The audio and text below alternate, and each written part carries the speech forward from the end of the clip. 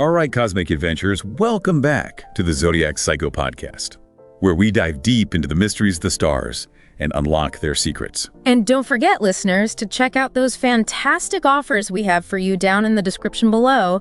You won't want to miss out on those. Seriously, some amazing deals just waiting for you down there. But for now, let's shift our focus to today's cosmic exploration: the lot of fortune in Hellenistic astrology. A fascinating point indeed. It really is, and we're going beyond the surface-level interpretations here, folks.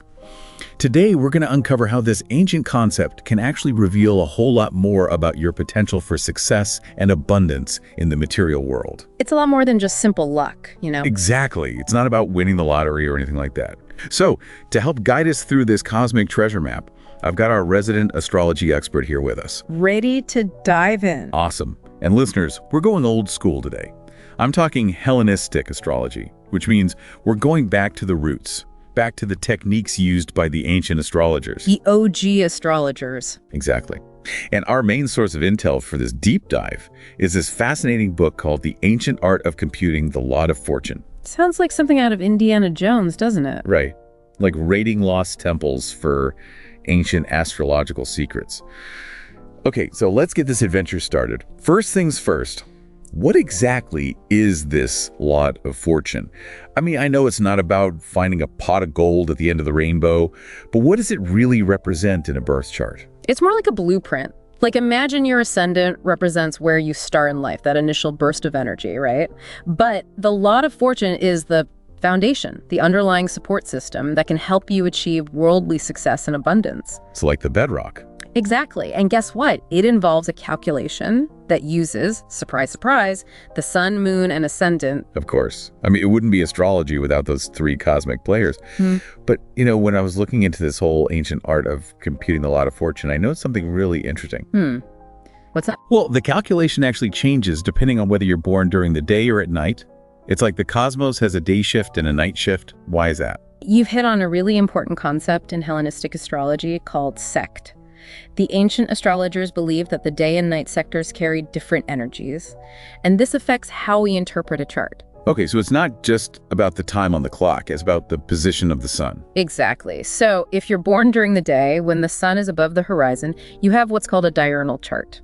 But if you're born at night, with the sun below the horizon, you have a nocturnal chart. Interesting. So how does that affect the calculation of the lot of fortune? Well, we actually use different formulas for each. Okay, hit me with these cosmic equations. I'm ready to do some astro math. All right. So for a day chart, the formula is pretty straightforward. Ascendant plus moon minus sun. Okay, got it. Ascendant plus moon minus sun for a day chart. What about for a night chart? For a night chart, we flip it around a bit. It becomes ascendant plus sun minus moon. Wait, so we literally just swapped the positions of the sun and moon in the equation? Seems like a small change. But why is it so important? Because it all goes back to that idea of sect, that balance of day and night energies.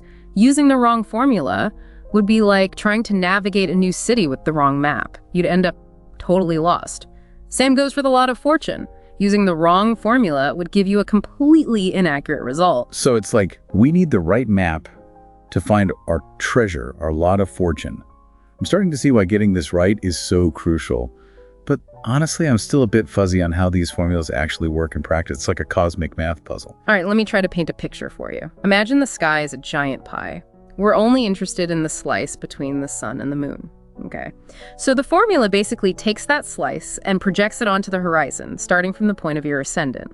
It's like taking a piece of that cosmic energy between the sun and moon and anchoring it to your earthly experience.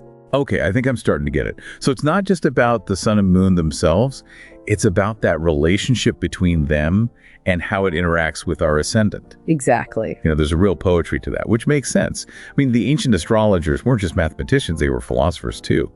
And speaking of philosophy, our source material mentions a connection between the lot of fortune and the Hellenistic concept of eutychia. Ah, yes, eutychia. Good fortune. Can you elaborate on that a bit? Absolutely. You see, the lot of fortune isn't just some randomly calculated point in the chart. The ancients believed it represented the very foundation of your life. It blends together the energies of your physical body, which is represented by the ascendant, your spirit and vitality, which is represented by the sun, and your soul, your emotional needs, which is represented by the moon. Wow, it's like a cosmic cocktail of all these essential energies. It is. And this point, the Lot of Fortune, shows us how those energies interact to create opportunities for material success and fulfillment in your life. So it's not just about where we start, it's about what fuels our journey, Right. the resources we have at our disposal to reach our full potential, right? Precisely. Now, I'm curious, how do astrologers actually use this point in a birth chart? The Lot of Fortune is like a launch pad for deeper insights. It can be used as a starting point to derive houses, which gives us a more nuanced understanding of specific areas of life. Wait, hold on a second. Derived houses. Can you break that down for those of us who aren't walking astrology dictionaries? Sure. Imagine you have the standard 12 houses of the zodiac. We can actually create a secondary set of houses based on the Lot of Fortune. This gives us even more specific information about how the Lot of Fortune's energy plays out in different areas of your life, like career, relationships, finances, things like that. Oh, okay. So it's like we're getting a more personalized map of our material world. Exactly. And not only that, the Lot of Fortune also helps us determine which planets are the most influential when it comes to material matters. Wow, so it can really pinpoint where our strengths lie, right? Yeah. It can.